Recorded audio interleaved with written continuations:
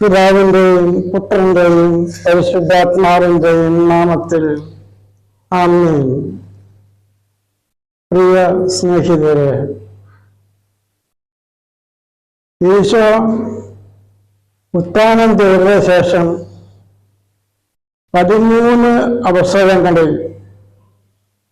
ശിഷ്യന്മാർക്കും മറ്റുള്ളവർക്കും സ്വയം വെളിപ്പെടുത്തി പ്രത്യക്ഷപ്പെട്ടു. ഇന്നത്തെ അധ്യായത്തിന്റെ പ്രത്യേകത ലൂക്കായുടെ സുവിശേഷത്തിന്റെ അവസാന അധ്യായം 24-ാമത്തെ അധ്യായം, അതിൻ്റെ 44 മുതൽ 53 വരെയുള്ള വാക്യങ്ങളാണ് ആ അധ്യായത്തിലുള്ളത്. അത് മുഴുവനാണ് ഇന്ന് വായിക്കാൻ സഭ നിർദ്ദേശിക്കുന്നത്. ആ അധ്യായത്തിന് പ്രത്യേകത പറയാം. എമ്മാവൂസിലേക്ക് പോയ ശിഷ്യന്മാരുടെ അനുഭവം വിവരിക്കുന്ന ഏക സുവിശേഷമാണ് ലൂക്കായുടെ സുവിശേഷം. അതുകൂടാതെ ആ അനുഭവം പറയാനായി അവർ ജെറൂസലമിൽ ഒരുമിച്ച് കൂടിയപ്പോൾ അവർക്ക് യേശു പ്രത്യക്ഷപ്പെട്ടത് സംസാരിച്ചുകൊണ്ടിരിക്കുകയായിരുന്നു.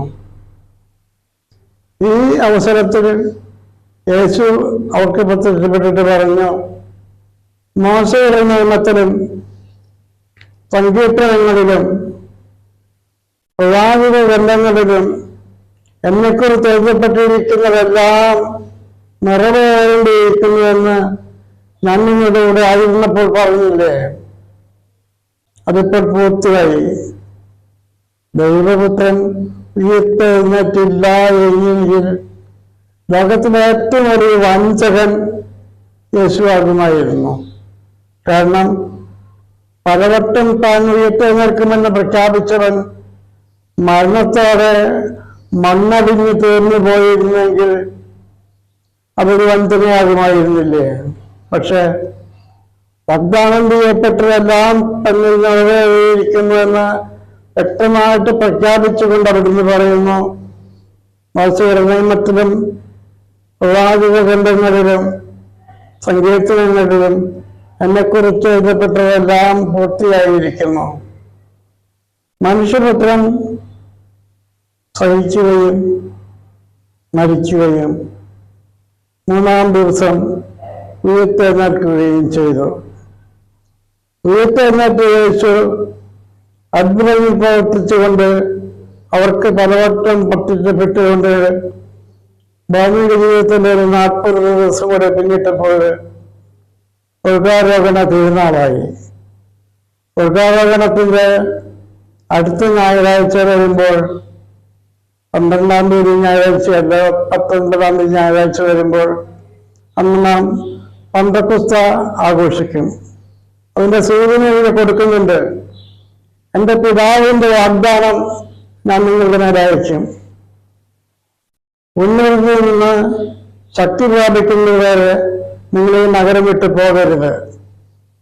ശിഷ്യന്മാർ ഒരുമിച്ചുകൂടി ജെറൂസലം ദൈവാലയത്തിൽ സദാസമയവും പ്രാർത്ഥനാപൂർവം സമ്മേളിച്ചിരുന്നു. അങ്ങനെ ഒരു വാക്യം പറഞ്ഞിട്ടാണ് സുവിശേഷം അവസാനിപ്പിക്കുന്നത്. തുടക്കത്തില് മർക്കോസ് സുവിശേഷത്തില് എന്തിനാണ് യേശു ശിഷ്യന്മാരെ തെരഞ്ഞെടുത്തത് എന്ന് പറയുന്നുണ്ട്. തന്നോടുകൂടി ആയിരിക്കുന്നതിന് ഒന്നാമത്തെ നിയോഗം, പ്രസംഗിക്കാൻ അയക്കപ്പെടുന്നതിന് 2-ാമത്തെ നിയോഗം, പിശാചുക്കളെ ബഹിഷ്കരിക്കാൻ അധികാരം നൽകുന്നതിന് 3-ാമത്തെ നിയോഗം. അതിനായി യേശു 12 പേരെ തെരഞ്ഞെടുത്തു. യേശുവിന്റെ വാക്കുകളിൽ തന്നെ നാശത്തിന്റെ പുത്രനെ മറ്റാരും നഷ്ടപ്പെടാതെ ഞാൻ അവരെ കാത്തു സൂക്ഷിച്ചു. പിതാവേ, അങ്ങനെ ഏൽപ്പിച്ചവരെ ഞാൻ അങ്ങേക്ക് ബഹുമേൽപ്പിക്കുന്നു എന്ന് പറഞ്ഞുകൊണ്ടാണ് യേശു തന്റെ പഠനങ്ങളെ പറഞ്ഞുകൊണ്ടിരുന്നത് പൂർത്തിയാക്കിയത്. നമ്മുടെ വ്യക്തിപരമായ ജീവിതത്തില് ഈ സദാ സാന്നിധ്യം ദൈവാലയത്തെ കേന്ദ്രമാക്കി ചുറ്റിപ്പറ്റി അങ്ങനെ പോകുന്ന ഒരു ജീവിതമായിരിക്കണം നമ്മുടെ ജീവിതം. ദൈവാലയത്തിൽ ദൈവം വസിക്കുന്നു. ആ ദൈവത്തിനെ ചുറ്റിപ്പറ്റി ദൈവത്തെ നോക്കിക്കൊണ്ട് ദൈവത്തിന്റെ നിർദ്ദേശങ്ങൾ സ്വീകരിച്ചുകൊണ്ടും ദൈവവചനങ്ങൾ വായിച്ചുകൊണ്ടും അവയ്ക്കുള്ള വാക്യാനങ്ങൾ കേട്ടുകൊണ്ടും നാം ചെലവിടുമ്പോൾ നാം ആദിമശിഷ്യന്മാരെ പോലെ തൻ്റെ ദൗത്യത്തിൻ്റെ സംവാഹകരാകാനായി നമുക്ക് സാധിക്കും. ആ പ്രത്യേകമായ ക്ഷണമാണ് ഇന്ന് നാം അനുസ്മരിക്കുന്നത്. ദൈവാലയത്തിൽ സദാ ഒരുമിച്ചുകൂടി പ്രാർത്ഥിച്ച് അവർ പിതാവിൻ്റെ വാഗ്ദാനമായ പരിശുദ്ധാത്മാവിന് വേണ്ടി കാത്തിരുന്നു.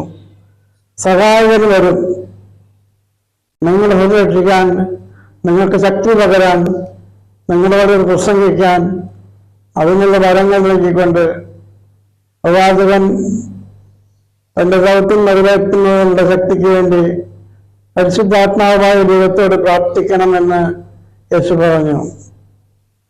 അടുത്ത ഞായറാഴ്ച പന്തക്കൊസ്തയാണ്. പന്തക്കൊസ്തയിൽ ഈ പറഞ്ഞ വാഗ്ദാനങ്ങളുടെ മുഴുവൻ പൂർണ്ണത നമ്മൾ കണ്ടുമുട്ടും. ആത്മാവ് ഇറങ്ങി വരും, ഒരു കിഴാ ശബ്ദം കേൾക്കും. പിതാവിന്റെ വാഗ്ദാനമായ ആത്മാവ് വേർപിരിഞ്ഞ അഗ്നിനാളങ്ങളായി ശിഷ്യന്മാരിൽ ആവസിക്കും. അവരെ ഒരു പുതിയ സൃഷ്ടിയാക്കും. അപ്പോൾ അതുവരെയില്ലായിരുന്ന പാപഭംഗിതമായ പഴയ ജീവിതത്തിന്റെ ശൈലി മാറ്റി നവീകരിക്കപ്പെട്ട പുതിയ മനുഷ്യരായിട്ട് തീരാനായിട്ട് അവർക്ക് സാധിക്കും. സുവിശേഷങ്ങളുടെ 4 സുവിശേഷങ്ങളുടെയും അവസാനത്തെ 2 അധ്യായങ്ങളുടെ വിഷയം ഉത്ഥാനം ചെയ്യുന്ന ക്രിസ്തു, പ്രത്യക്ഷപ്പെടുന്ന ക്രിസ്തു, നിർദ്ദേശങ്ങൾ നൽകുന്ന ക്രിസ്തു, അവരോടൊപ്പം സംസാരിക്കുന്നു യേശു. ഇങ്ങനെ അവരുമായി ചുറ്റിപ്പറ്റി നിന്ന ജീവാനുഭവങ്ങളില് ഇഷ്ടജീവിതം ചെലവഴിക്കാനും ഇനി ആത്മാവിന് എത്തിക്കഴിഞ്ഞാൽ പിതാവിന്റെ വാഗ്ദാനം പ്രാപിക്കുന്നത് വരെ ജെറൂസലേം വിട്ടു പോകരുതെന്നാണ് പറഞ്ഞിട്ടുള്ളത്. പിതാവിന്റെ വാഗ്ദാനം പ്രാപിച്ചു കഴിയുമ്പോൾ, വാഗ്ദാനം പൂർത്തിയാകുമ്പോൾ യേശു തന്റെ ശിഷ്യന്മാരെ പാരിസ്ഥിതിക ജീവിതത്തിന് അയക്കുന്നുവെന്ന് പറഞ്ഞത് പൂർത്തിയാകും. ഇടവധികോ വേലക്കാരെ ചുരുക്കം. ആകയാൽ ഉളവന്തനാഥനോട് തൻ്റെ വഴിയിലേക്ക് വേലക്കാരെ അയക്കാൻ പ്രാർത്ഥിക്കുവാൻ. വ്യക്തിപരമായ ജീവിതത്തിലേക്കും കുടുംബജീവിതത്തിലേക്ക് നമുക്ക് കടന്നു വരാം. ശക്തി പ്രാപിക്കുന്നത് വരെ നാം ജെറൂസലേം പട്ടണത്തിലായിരുന്നതുപോലെ, ശിഷ്യന്മാർ അങ്ങനെ ആയിരുന്നതുപോലെ നമ്മൾ ദൈവത്തെ ചുറ്റിപ്പറ്റി നമ്മുടെ ജീവിതത്തെ, ദൈവാലയത്തെ ചുറ്റിപ്പറ്റി നമ്മുടെ ജീവിതത്തെ ക്രമീകരിക്കാനായിട്ട് നമുക്ക് സാധിക്കും. ആ വ്യക്തിപരമായ നവീകരണത്തിന് നമ്മെ സഹായിക്കുന്ന ആശയങ്ങളുടെ ഒരു സമാഹാരമാണ് ആ അധ്യായം മുഴുവനും എന്ന് പറഞ്ഞു വെച്ചു. അതോടെ 53-ാമത്തെ വാക്യത്തോടെ സുവിശേഷം അവസാനിക്കുകയാണ്. നമ്മളുടെ പ്രത്യേകത എന്ന് പറയുമോ, നമുക്കൊരു സ്വാർത്ഥതയാണ്. കൈകളിലും കരങ്ങളിലും പെരുമാറ്റത്തിലും കാതുകളിലുമൊക്കെ. നാനും ചകുത്താനും എന്ന ഒരു പ്രസിദ്ധമായ ഒരു കുറും കവിത, കടങ്കഥ പോലെ ചെറിയ ഒരു കവിതയുണ്ട്. എം ഗോവിന്ദൻ എഴുതിയതാണ്. നാനും ചകുത്താനും എന്നാണ് കവിതയുടെ പേര്. നാനും ചകുത്താനും. ദേവനുള്ളത് രേവനും ദേശത്തുനിന്നുള്ള കവിനും എഴുതാൻ ഞാൻ മുതിർന്നപ്പോൾ ഏതൊരുവിനോ മുൻപിൽ വന്നു. എനിക്കുള്ളത് എനിക്കുണ്ടാ, നീ ആരാണ്, ഞാൻ ആരാധ്യം. നീ പറയുക, എന്റേതെല്ലാം എനിക്ക് മാത്രം എന്നത് ഇന്നു മുതൽ വേദം. എന്റേതെല്ലാം എനിക്ക് മാത്രം എന്നത് ഇന്നു മുതൽ വേദം എന്ന് പറഞ്ഞപ്പോൾ ചെകുത്താൻ പൊട്ടിച്ചിരിച്ചു. ചെകുത്ത് മെല്ലെ മന്ത്രിച്ചു, എനിക്ക് വേണ്ടത് നീ തന്നു, ഏറെ നന്ദി അവൻ പറഞ്ഞു. ഈ അവകാശം ചോദിച്ചു വന്നത് ചെകുത്താനാണ്. ചെകുത്താനോട് പറഞ്ഞതാണ്, എൻ്റെ എല്ലാം എനിക്ക് മാത്രം, ഞാൻ സ്വാർത്ഥനായി കഴിഞ്ഞു.